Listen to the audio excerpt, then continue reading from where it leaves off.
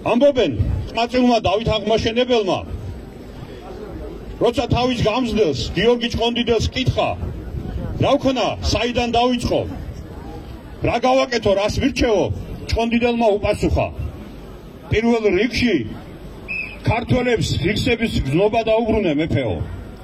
დღეს სწორედ აი ამის წართულობას ცდილობს ჩვენთვის რუსი ოლიგარქი და მის მიერ დაგეშილი მონათა ჯგუფი მაგრამ მათ არ იციან რომ შეუძლებელია ღირსება წაართვა მას ვისი მიზანიც მაღალ ზნეობრივი და მაღალ სულიერია და ამის ნათელი მაგალითი თავად მაცხოვარია კაცობრიობის ისტორიაში არ არსებობს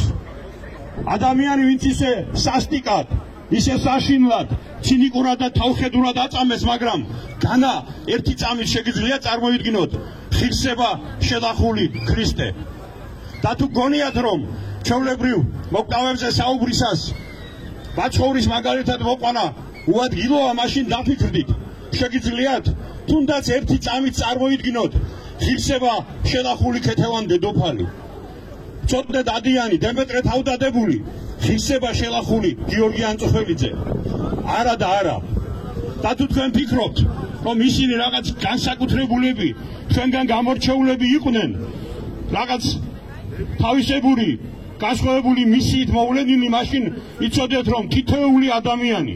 თითოეული ჩვენთაგანი ამ ქვეყნად თავისი განსაკუთრებული მისიით ვართ მოვლენილი რადგან ჩვენ აქ ვართ ესე იგი ღმერთს სჭირდება რომ აქ ვიყოთ თუ რისთვის რატომ და რაში უნდა გამოვლინდეს ეს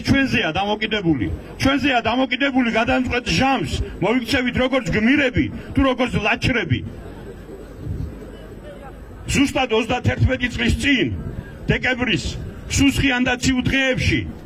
მაშინდელი მოღალატე კომუნისტი ფუნქციონერების მიერ დაგეშილი ძაღლები აი აქ სამეგრელოს ტყეებში მოსაკლავად დასდევდნენ საქართველოს პირველ პრეზიდენტს ზვიად გამსახურდიას და დღეს 31 წლის შემდეგ იმავე მოღალატე ფუნქციონერების სასათურე პირობებში გამოსდილი შვილები რომლებიც დღეს რუსი ოლიგარქის ხელის გოგობიჭებად არიან ქცეულნი თავიანთი დაგეშილი ძაღლების მეშვეობით უკვე თბილისის ქუჩებში დასდევენ თავისუფლებისთვის მებრძოლ დასარბევად და დასაჭიოკებლად ის რაც დღეს საქართველოში ხდება არის მერაბ კოსტავას და ზვიად გამსახურდიას მიერ დაწყებული ეროვნულ განმათავისუფლებელი მოძრაობის გაგრძელება დიახ თავისუფლებისთვის ბრძოლა არ დასრულებულა მრავალწლიანი ბრძოლის თავგანწირვის ქართველთა სისხლის ფასად მოპოვებული შანსი თავი დავაქციოთ საბოლოოდ რუსეთს ისევ საფრთხის ქვეშ არის სწორედ ამიტომ აღდგა ისე ვერი იმიტომ გამოვიდა ხალხი ქუჩაში იმიტომ გახართ თქვენ აქ და მე ქეთს ვიხრი თითოეული თქვენთაგანის წინაშე თითოეული იმ ადამიანის წინაშე ვინც დღეს ისევ ამაყად ღირსებით ასწია მაღლა დროშა დავითიან გორგასლიანი თავისუფლებისთვის ბრძოლის სახელით და უფალს შევთხოვ რომ დაგლოცოს და დაგვიცვას ამ ბრძოლაში და ვილოცდი ხართ დიდი დავითის გმირი ერეკლეს ქუჩის სახელით